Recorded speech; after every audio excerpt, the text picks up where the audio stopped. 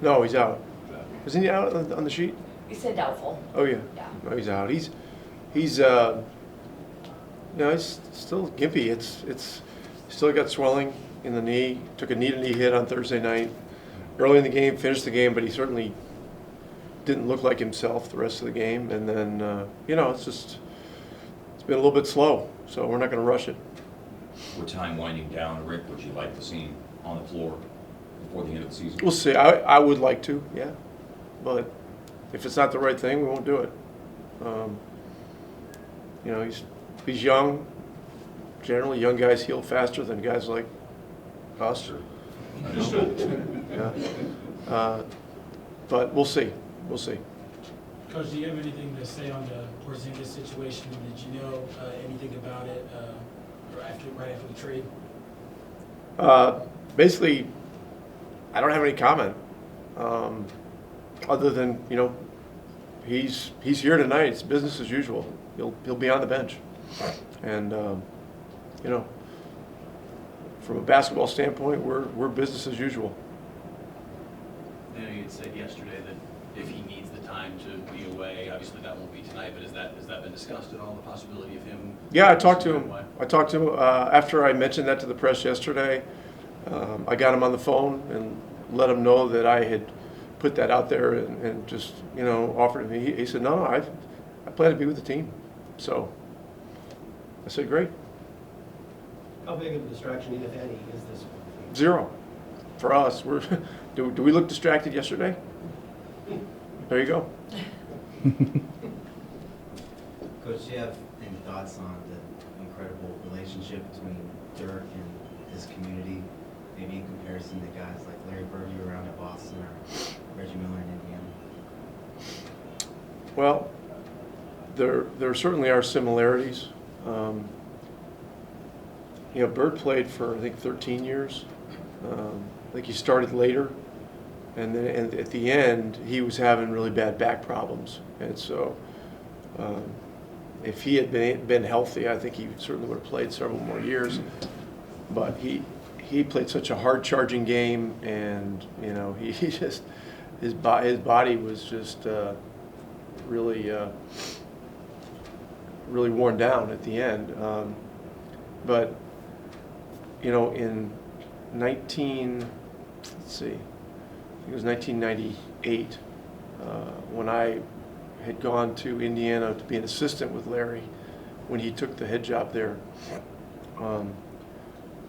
Our first game at Boston, I believe, was in January, and it was the first time he had kind of publicly been back in the Garden, and I remember it so vividly. It was an NBC game. It was a huge deal, and I mean the reception from the fans was unbelievable. I mean, there was an ovation that went on for minutes before the game.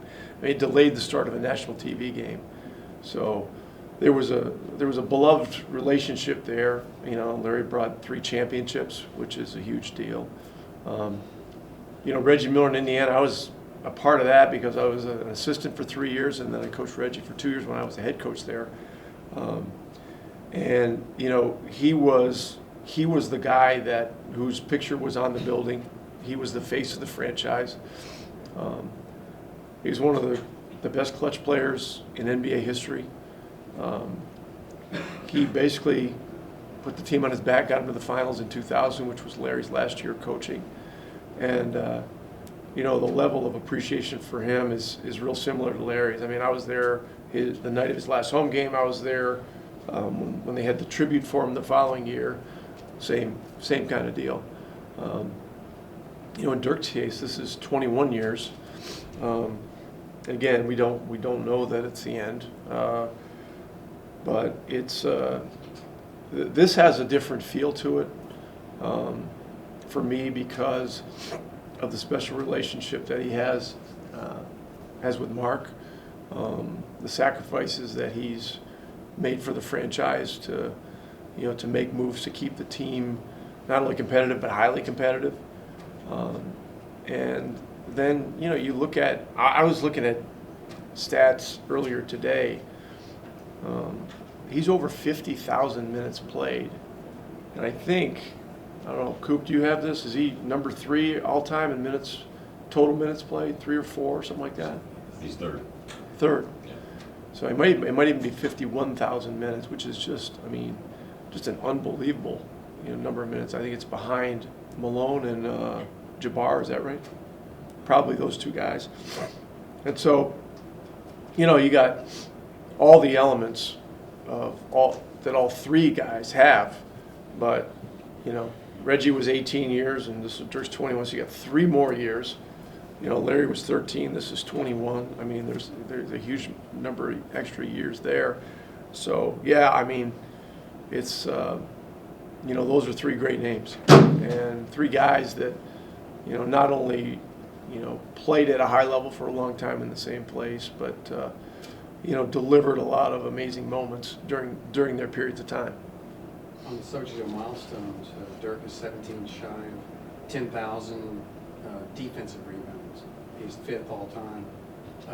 You think fans, maybe younger fans in recent years, may not remember or know of the Dirk, who's really a monstrous rebounder? I mean, that's vintage stuff. Yeah. Listen, there'll be another milestone coming around the bend in a couple more days. I don't know what it'll be, but no, Dirk's been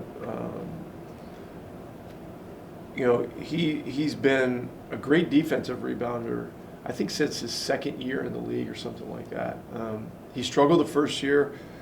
I heard this story told to me. It was either by Mark or Donnie that, they got with Holger and said, hey, look, Dirk's got to become a better rebounder. So they went back to Germany one summer, and he came back the next year, and then he was much improved, and he literally during that summer became a high-level defensive rebounder, and that's been consistent throughout his career. Coach, what accounted for the big number yesterday? I'm sorry. I just wanted Mark, go ahead. Yeah, go ahead. Yeah, thank you. Just a quick question on Jalen Brunson, what you learned about him this first year as a pro. Well, when everybody watched him in college and the success of their team, it was clear the impact that he had on that team. Many people underestimated his physical ability, but they really underestimated his level of resourcefulness as a player.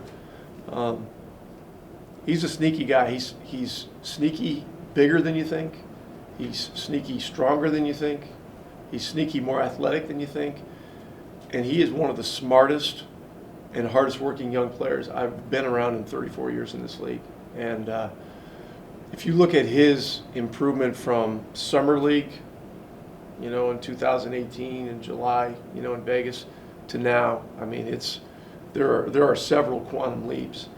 And to give you another example of his work ethic in